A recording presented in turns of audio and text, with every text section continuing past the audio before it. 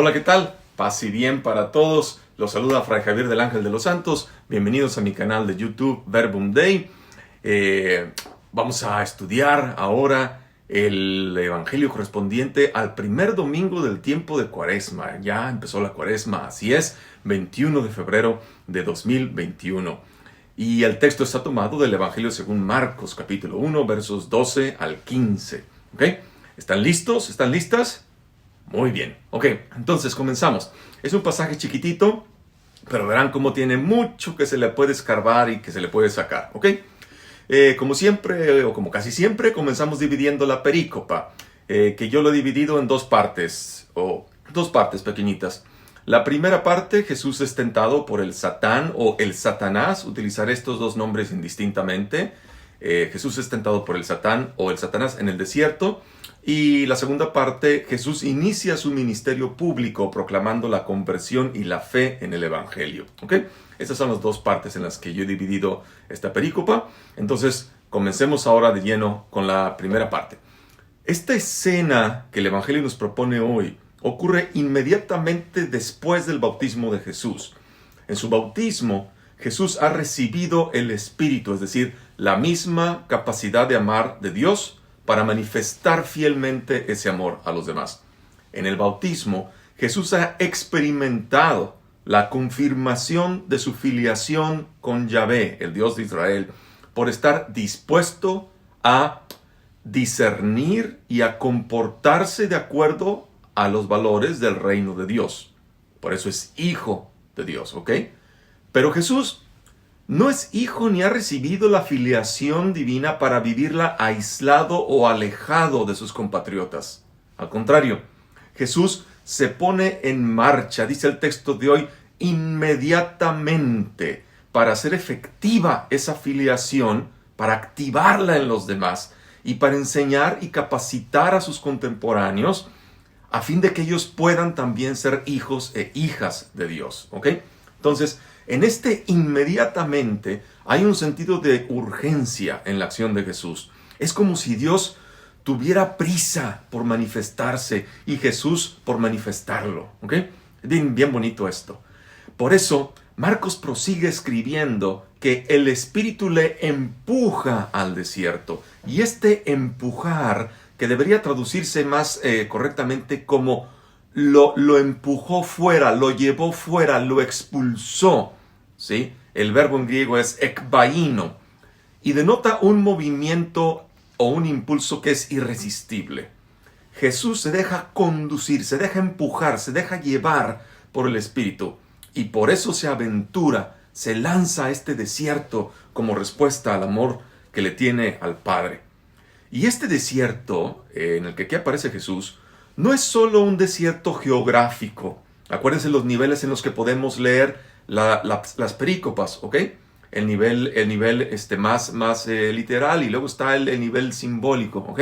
Entonces, no es solo un desierto geográfico, sino sobre todo el desierto figurado, ¿no? Que ahorita vamos a explicar en qué consiste. Es un símbolo de algo, ¿ok? Nosotros nos imaginamos un desierto con dunas de arena, ¿verdad? Casi siempre.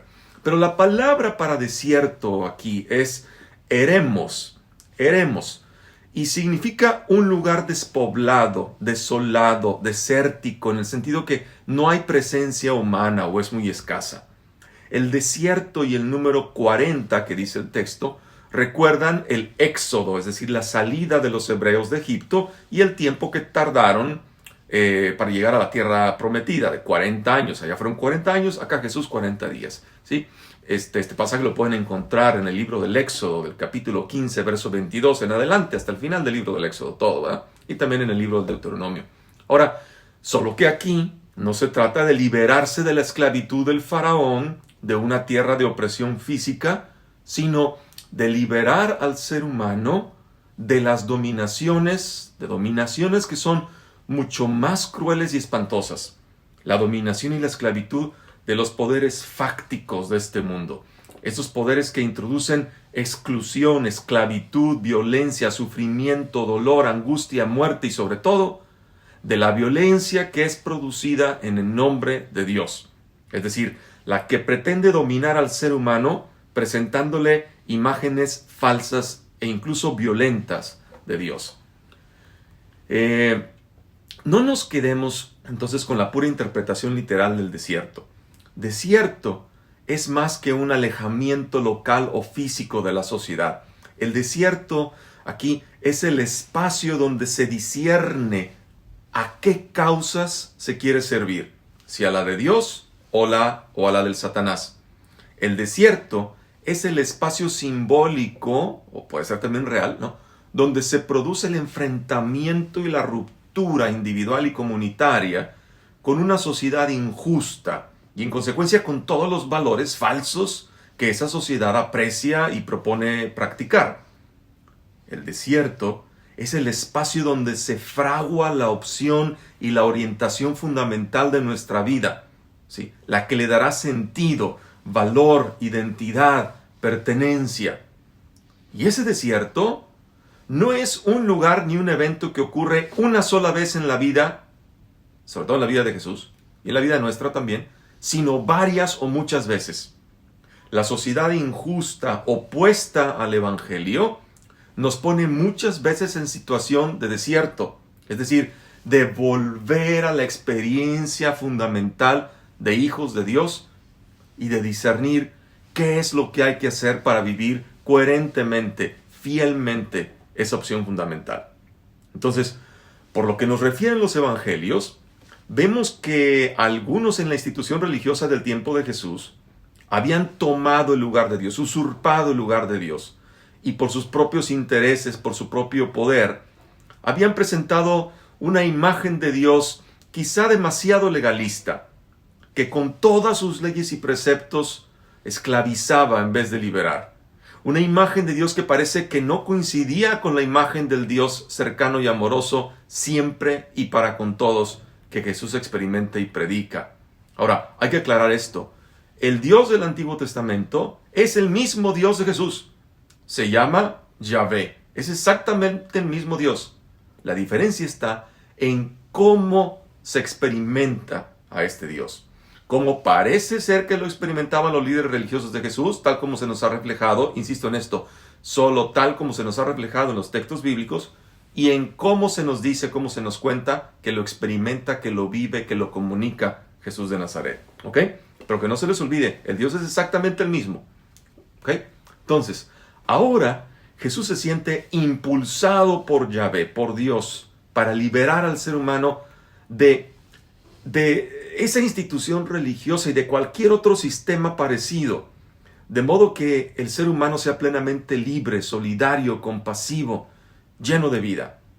Al ver la vida de Jesús, podemos notar que toda ella está enfocada a dar vida al ser humano, a liberarlo de circunstancias, instituciones y personas, y de prácticas también, que son parte de una sociedad injusta, ¿sí?, de la cual a veces la institución religiosa es también responsable, ¿sí?, y que lo domina con unas ideologías o con falsas teologías que no son compatibles con el Dios que Jesús conoce y predica, o mejor dicho, con la manera como Jesús entiende, conoce y predica a Yahvé, el Dios de Israel, el Dios en el que él creía. ¿Ok? Continúa el texto, y permaneció en el desierto 40 días. Ya sabemos que en los evangelios y en toda la Biblia los números tienen una interpretación simbólica y teológica. El desierto recuerda el lugar de las penalidades que durante 40 años tuvo que pasar el pueblo de Israel para llegar a la tierra prometida, tal como aparece en el libro del Deuteronomio, capítulo 8, verso 2. 40 es también la cantidad de años en que los judíos medían el plazo de una generación humana. ¿Sí? El momento en que un hombre nace a que un hombre muere. Una generación humana, 40 años. Por eso estos 40 días son simbólicos y representan la duración de toda la vida pública de Jesús, desde su bautismo hasta su muerte, ¿sí?, que le abre la existencia definitiva, la tierra prometida, ¿sí?, a los que aman como Dios ama. El evangelista nos está diciendo toda la existencia de Jesús, y no solo estos 40 días, ¿sí?, ha sido vivida en ruptura con los valores dominantes de la sociedad injusta de su época y en comunión, ¿sí?, es decir, puesta al servicio de los valores del reino, ¿sí? Que son esencialmente 4 valores, si ustedes quieren, ¿sí? La reconciliación, la sanación, la inclusión y el compartir, ¿sí? Hablaremos más de esto en futuros videos. Sabemos además que este desierto del que habla el evangelista es simbólico y que representa toda la vida pública de Jesús por los 3 elementos que Marcos coloca en él. ¿Están listos? Se va a poner bueno aquí, ¿ok? El primer elemento, el Satán o el Satanás. Dice el texto, Jesús es ahí tentado por el Satán o por el Satanás. Insisto que lo utilizo estos 2 términos indistintamente, ¿ok? Jesús es tentado por el Satán. Y aquí el artículo, notaron que hice énfasis en decir el Satán, porque así es tal como aparece en el texto. Y este artículo determinado, él, es muy importante, ¿ok? Ahorita voy a explicar por qué. Pero al decir el Satán o el Satanás, tranquilos, tranquilos, no se me aceleren. No pensemos de inmediato en el Satán horrible, rojo, cobrizo, oloroso, azufre, humeante, con cuernos, cola y tridente que nos han enseñado en los catecismos o del que quizá nos hablaron nuestros padres y abuelos o catequistas y que no tiene nada que ver con lo que los evangelistas nos quieren decir. ¿Ok? Entonces, este personaje, el Satanás, aparece sin introducción alguna. Así, nada más de repente. Y la palabra Satán significa acusador o instigador. En la Biblia, el personaje de el Satán evolucionó continuamente. Veamos como una partecita de esto nada más. De manera muy breve voy a explicar cómo evolucionó este personaje de el Satán. ¿Ok? En la Biblia hebrea, es decir, lo que nosotros llamamos Antiguo Testamento, pero que nuestros hermanos judíos llaman con propiedad la Biblia hebrea, en el libro de Job, capítulo 1, verso 6 y capítulo 2, verso 1, el Satán es nada menos que uno de los hijos de Dios, que sube con los demás hijos de Dios hasta donde está Dios y habla con Dios en plan de amigos, con toda tranquilidad y camaradería, como 2 personas que se conocen y tienen una relación de confianza. ¿Okay? Para el tiempo en que se escribe el libro primero de las Crónicas, el Satán ha evolucionado teológicamente y a él se le atribuye, en primero de Crónicas, capítulo 21, verso 1, haberle inspirado a David la mala idea de realizar un censo. Pero notemos también que en el texto paralelo de Crónicas, que se encuentra en 2 Samuel 24, 1, 2 Samuel capítulo 24, verso 1, ese mismo evento, haberle inspirado a David la idea del censo, se le atribuye no al Satán, sino a la ira de Yahvé. Y esto es así porque la mentalidad religiosa del antiguo Israel, fíjense en esto es bien importante, en la mentalidad religiosa del antiguo Israel se refería todo a Yahvé como su causa primera. Es decir, todo lo que pasa en este mundo y con los seres humanos pasa porque Yahvé lo decide, lo manda, lo permite, lo inspira, sea bueno o sea malo. Ahora bien, desgraciadamente, muchos entre nosotros aún tienen esta idea equivocada de Dios. Un Dios intervencionista que parece jugar con la humanidad, mandándole o quitándole cosas, ¿verdad? Ese no es el Dios del Evangelio, ¿ok? Que ir purificando nuestras imágenes de Dios también. ¿Por qué el censo era algo malo? ¿Sí? Miren, en Israel el censo se consideraba una impiedad, un pecado, porque ofendía a las prerrogativas de Yahvé, quien, según se creía, así lo creían los judíos, tenía los registros de los que debían vivir y morir, tal como se dice en el libro del Éxodo, capítulo 32, versos 32 al 33. Entonces, es Yahvé quien tiene esa prerrogativa, ¿sí?, de tener los registros de quién debe vivir y morir en su libro, dice en Éxodo 32, ¿sí?, en el libro de Yahvé. ¿Ok? Entonces, David quiere tomarse esa prerrogativa, mala decisión, ¿sí? Otro caso de la evolución del Satán En Zacarías capítulo 3, versos del 1 al 2, el Satán está parado frente a Yahvé y a la derecha del sumo sacerdote Josué, listo para cumplir su función judicial de acusarlo por sus faltas. El Satán no lo había hecho caer, sino que estaba ahí para realizar la función que Dios le había asignado, la de acusar a los seres humanos. ¿Qué pasó? ¿Qué hay con el Satán? Al parecer Israel tomó la figura del Satán de otros pueblos donde estuvo en exilio. Y lo que sabemos ahora por los testimonios literarios es lo siguiente. En la corte de los reyes había un funcionario que era el encargado de ir a las regiones donde gobernaban los virreyes o los gobernadores, a veces incluso disfrazado, para enterarse cómo estaban gobernando en nombre del rey absoluto, ¿ok?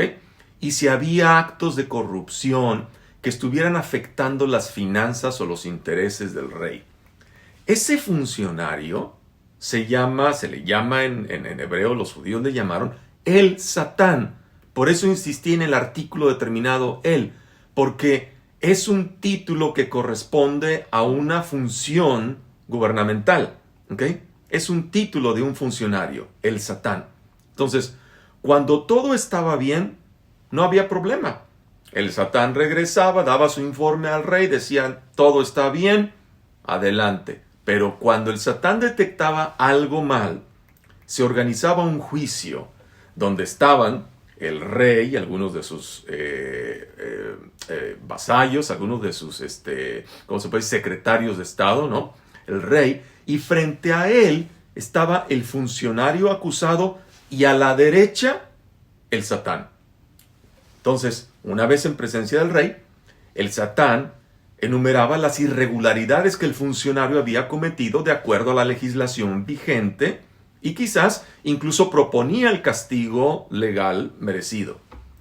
Y ya el rey decidía, ¿no?, qué castigo imponer o si lo absolvía. Y esta es precisamente la imagen que encontramos en el pasaje de Zacarías que mencioné anteriormente. El Satán está listo para denunciar las faltas del sumo sacerdote Josué y Dios lo detiene. No lo deja y lo perdona al sumo sacerdote. ¿Se fijan? Clarita está esa imagen, muy bien hecha ahí en la redacción. Entonces, hago aquí un paréntesis, un comercial. Si desean saber más sobre estos apasionantes temas, ¿no?, del Satán y todo eso, los invito a tomar mi curso sobre el Satán. ¿Ok? Se pone muy interesante. Entonces, ¿qué fue lo que pasó? Fue por influencia, sobre todo de la literatura extra bíblica del pueblo de Israel, la literatura que no está en el canon del Antiguo Testamento, sino extra bíblica, fuera del canon, que, como por ejemplo en el primer libro de Enoc, que la figura del Satán evolucionó en ese personaje perverso que encontraremos ya en el Nuevo Testamento.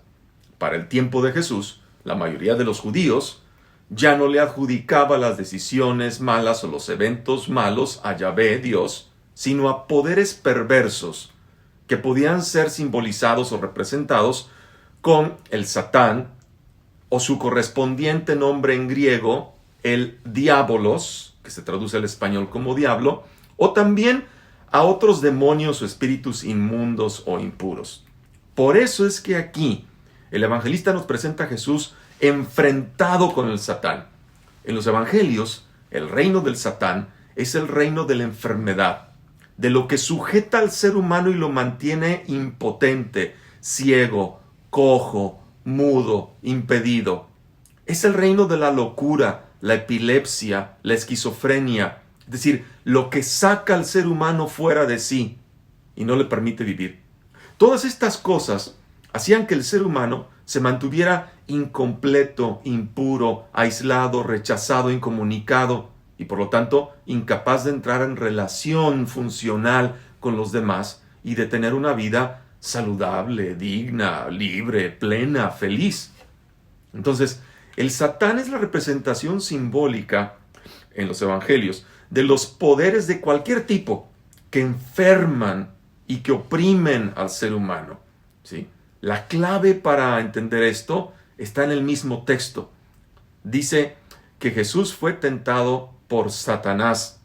Y en los evangelios, el verbo tentar o poner a prueba, se dice peirazzo, aparecerá no solo aquí, en la perícopa de hoy, sino siempre, aparecerá otras veces, por lo menos 3, siempre en relación con los fariseos y los otros líderes religiosos de su época, de la época de Jesús, que al parecer oprimían al pueblo, abusando de su autoridad y de su poder, y además se oponían al mensaje y a la persona de Jesús.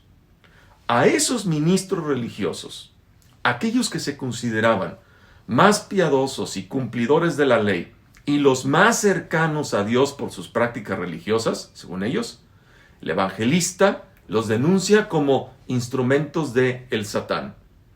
En efecto, no solo Marcos, sino también los otros evangelistas, ¿sí? Los ponen muchas veces en el papel del Satán, es decir, de tentadores. ¿Ok?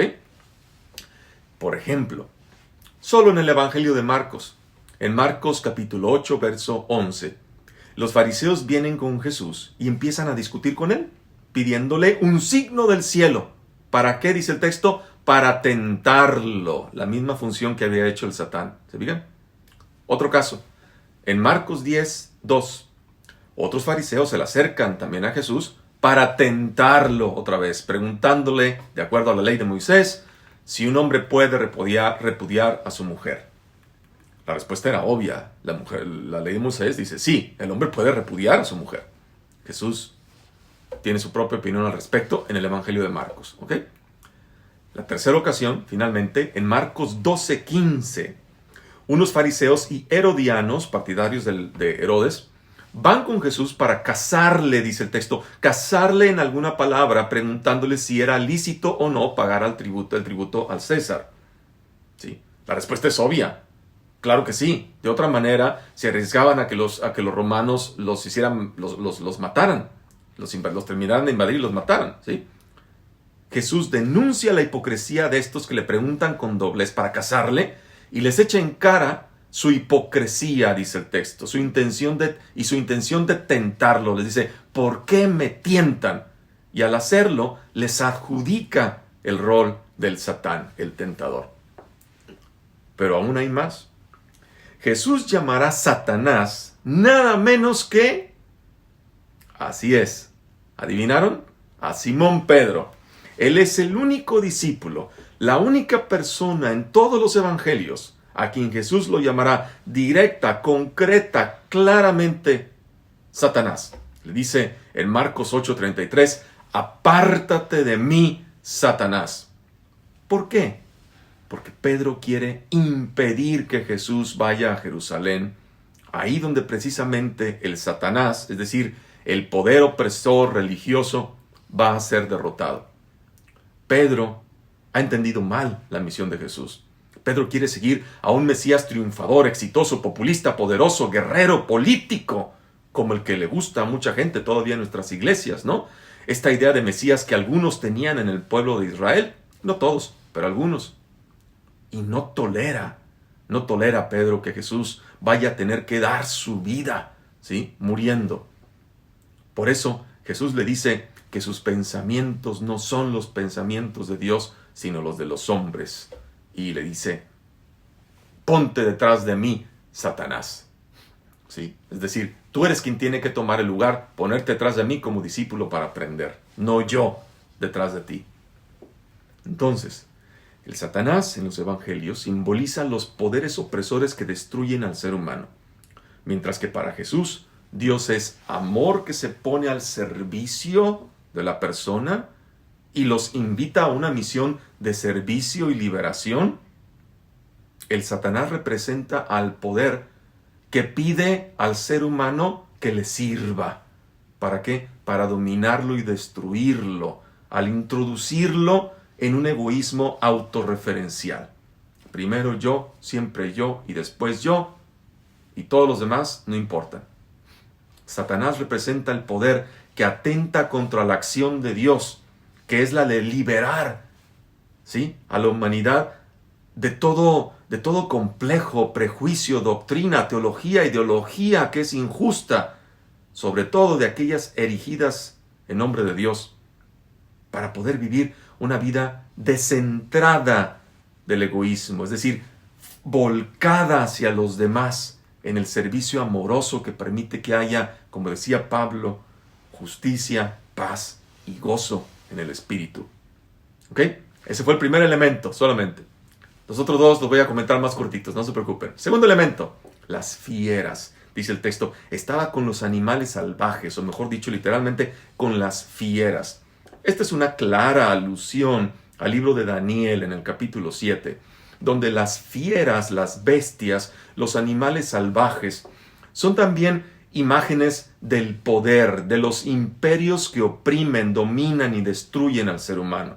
Son, por así decirlo, los operadores cotidianos al servicio del Satán.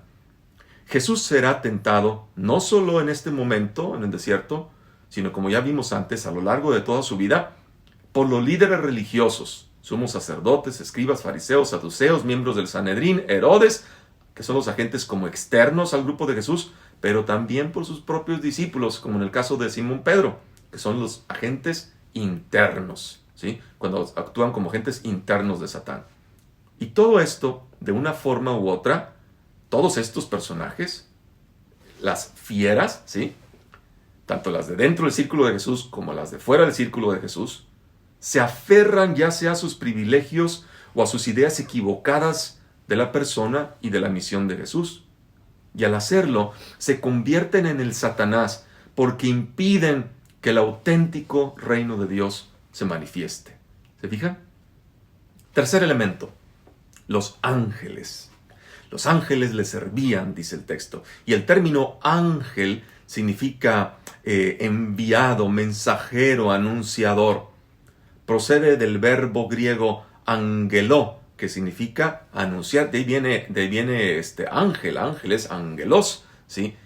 Significa el que anuncia. Y el verbo anunciar en griego se dice angeló, ¿sí? Entonces, se trata de colaboradores de Jesús. Ellos los servían, dice el texto. Es decir, son los opuestos a las fieras. Y el verbo servir, que aquí se usa, es un verbo bien bonito que ya hemos estudiado antes, es diaconeo. Diaconeo, que significa servir, y de ahí proviene la palabra diáconos, ¿sí? Diácono, que significa servidor. ¿Ok? Entonces, diaconeo indica un servicio realizado libremente, voluntariamente, por amor, y no un servicio hecho por obligación o dominación, buscando los propios intereses, como el que Satán busca, ¿no? Entonces, estos ángeles servidores representan a aquellos que en todo el Evangelio se van a ir juntando alrededor de Jesús y van a colaborar con su ministerio, con su actividad. Hombres y mujeres, ¿eh?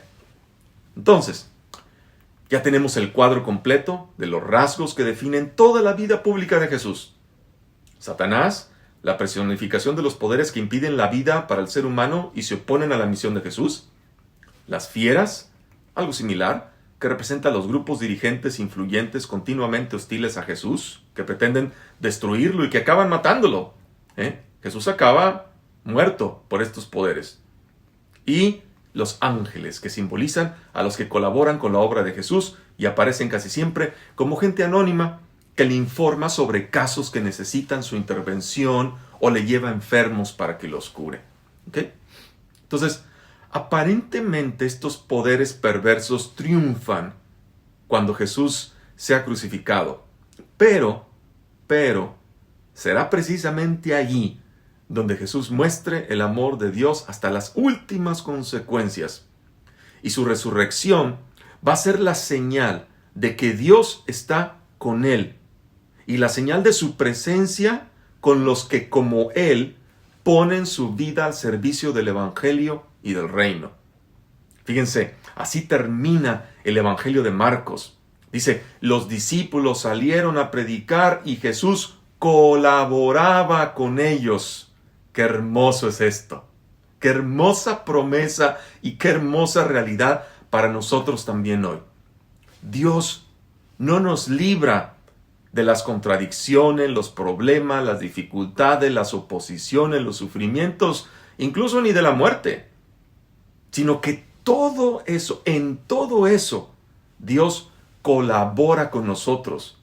No de manera triunfalista, sino acompañando nuestros procesos de vida e inspirándonos formas nuevas y mejores de servir y de amar mejor, formas de llevar esperanza, formas de llevar solidaridad a los demás. ¿Sí? ¿Dónde está Dios en medio de esta pandemia? En cada uno de nosotros, sobre todo en los que sufren y sobre todo en aquellos que se preocupan y colaboran y sirven para apaciguar, para amortiguar tanto dolor, tanto sufrimiento y tanta muerte que hay alrededor. Ahí está Dios. Entonces, después de esto el evangelista, ahí termina la primera parte de la perícopa, apenas, digan, pocos versitos, pero había mucho que analizar. Después el evangelista nos presenta el primer conflicto entre el poder y un enviado de Dios en el Nuevo Testamento, que presagia cómo terminará también el mismo Jesús. ¿Sí? Estos dos versos, el verso 14 y el verso 15, ya los comenté en otro video, en el video correspondiente al domingo tercero ordinario, a partir del minuto 3 segundos 44, ¿sí? De minuto 3, 44 segundos en adelante, vayan a verlo, los invito para que se enteren de qué fue lo que comenté ahí. Solo diré algunas cosas más aquí. Dice el texto: después que Juan fue entregado, quizás traicionado por alguien de su mismo grupo o por otro agente externo que se oponía a su misión, ¿sí? Acuérdense por qué dije lo de entregado. Entregado significa, es igual, de la misma manera que le va a pasar a Jesús, que es entregado, ¿ok? En este caso por Judas. Vayan al video pasado para que se enteren qué fue lo que dije de esto con más profundidad. Lo cierto es que el evangelista nos deja ver ya desde el principio cómo el Satán y sus fieras, es decir, esos poderes de los que hablé antes, trabajan por oponerse, en este caso, a la justicia que Juan predica. La historia bíblica y la historia de la humanidad está llena de ejemplos como este. Y ante estos escenarios, ¿sí?, hay algunos biblistas que hablan de la famosa estupidez del poder. ¿Qué significa esto? Cada vez que el poder piensa que ha eliminado una voz profética, en este caso la de Juan Bautista, Dios suscita otra voz todavía más potente y más efectiva, la de Jesús. Por eso ahora que Juan ha sido entregado a las autoridades, al poder opresor, ahora es justo el turno de que Jesús aparezca en la escena pública. Así es como Marcos ha leído, interpretado y puesto por escrito la vida de Jesús. ¿Okay? Por eso dice a continuación el evangelista: marchó Jesús a Galilea, proclamando el evangelio de Dios. Evangelio es una palabra en griego que significa la buena noticia, ¿sí? Evangelion es en griego, ¿sí? ¿Y qué es el evangelio? ¿Sí? La buena noticia que el amor de Dios es para toda la humanidad. Este amor es sanador, liberador, empodera al ser humano para liberar y poner toda su energía de formas creativas al servicio de los demás. De ese amor nadie puede ser excluido ni marginado. Uno solo es quien se excluye y se margina de la fuente de amor que es Dios. Y aún así, Dios está siempre ahí, presente y dispuesto a acogernos cuando reaccionamos y decidimos cambiar. El evangelista nos dice que lo que Jesús predica es el evangelio, fíjense, de Dios. El evangelio, la buena noticia de Jesús, es de Dios, ¿ok? No es de la iglesia, es de Dios. La misión de la iglesia es transmitir, primero con palabras y después también, primero con obras y también después con palabras, ese evangelio, esa buena noticia, esa experiencia de Dios que es el evangelio, que es buena noticia. La iglesia está al servicio del evangelio y del reino de Dios. Entonces, cuando dejamos de predicar el evangelio y predicamos nuestras propias ideologías o pseudoteologías, ¿sí?, o tradiciones que no tienen nada que ver con el Evangelio, por más articuladas, elaboradas y geniales que parezcan, si no transmiten el mensaje radical, universal, de amor, de compasión y de justicia del Evangelio de Jesús, entonces no es el Evangelio de Dios. Será otra cosa, pero no el Evangelio de Dios. ¿Sí? Y se nota, además, por sus frutos los conocen aquellos que viven el Evangelio de Dios. ¿Okay? Continúa el texto, dice, y decía, el tiempo se ha cumplido y el reino de Dios está cerca. Acuérdense aquí tiempo, la palabra para tiempo es kairos, y habla de un tiempo oportuno para algo. Vayan y vean eso en el video del tercer domingo ordinario, ¿ok? El reino de Dios es la sociedad alternativa a la sociedad del poder y la injusticia, ¿sí? Esta sociedad que Jesús ha venido a proponer a la humanidad. Mientras la sociedad de manera general, ¿sí?, se basa en estos comportamientos de tener, de escalar, de controlar, los cuales suscitan el odio, la rivalidad, la enemistad, ¿sí?, y a veces también hasta la muerte. Jesús, en cambio, viene a proponer el reino de Dios. Una sociedad donde en vez de tener egoístamente, ¿ok? No, Jesús no está en contra del tener sano, sino el tener egoístamente. En vez de tener egoístamente, existe el gozo de compartir. En vez de la manía de escalar cada vez más alto, ¿sí?, en la sociedad, en los puestos, que exista la libertad en nosotros de llegar a todos, de acercarnos a todos, sobre todo a aquellos que más lo necesiten, de tener compasión por los demás. Y en vez de la necesidad de controlarlo todo, ¿sí?, de dominar a los demás, controlándolos para que hagan lo que yo quiero que hagan, Jesús viene a proponer que se pueda servir, ¿sí?, a los demás y se pueda compartir con generosidad, sin el afán de dominar, sin el afán de controlar, ¿sí?, sino viviendo en comunión, en común unión, respetando la dignidad de cada ser humano. Y esa es el reino de Dios. Esa es la propuesta que Jesús viene a traer. Entonces, para que esto se realice, se requiere que la persona, que nosotros, nos convirtamos. Por esta razón, Jesús dice en modo imperativo, aquí a continuación dice el texto, conviértanse y crean en el Evangelio. Conviértanse y crean en el Evangelio, que son las palabras que se han mencionado justo al inicio del tiempo de Cuaresma, en el miércoles de ceniza, ¿sí? Esto en griego se dice bien bonito, ¿sí? Es metanoiete kai pisteiete en to euangelio, ¿sí? Es bien bonito. Conviértanse y crean en el Evangelio, ¿sí? Metanoeite kai pisteiete en to euangelio. Y son las palabras que, como decía, escuchamos al inicio de la Cuaresma, con la imposición de la ceniza, ¿sí? Los que tuvieron oportunidad de ir a la imposición de la ceniza, los que no tuvieron oportunidad, no se preocupen.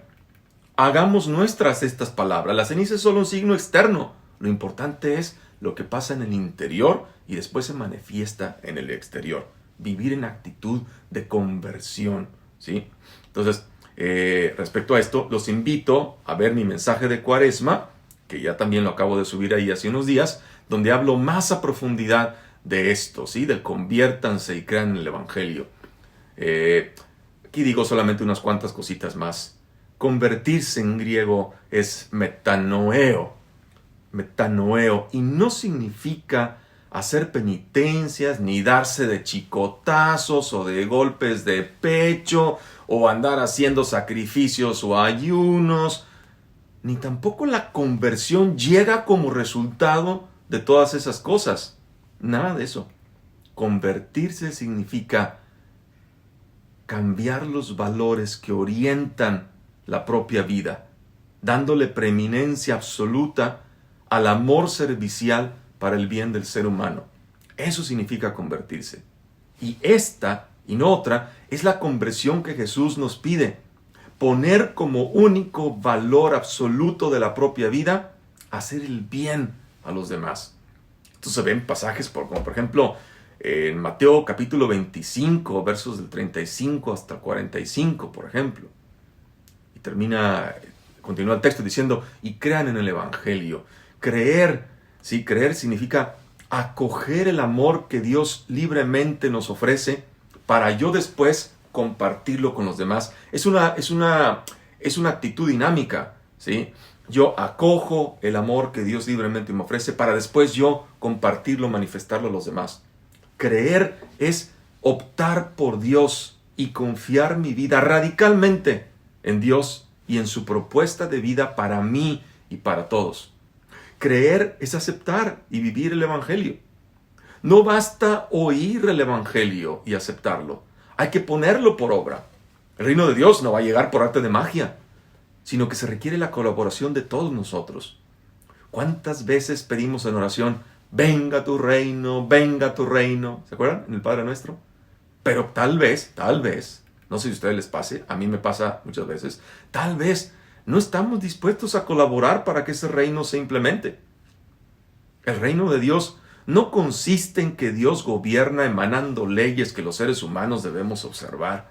Al contrario, Dios reina es una imagen para decir que Dios comunica su vida, su espíritu, su misma capacidad de amor. ¿Para qué?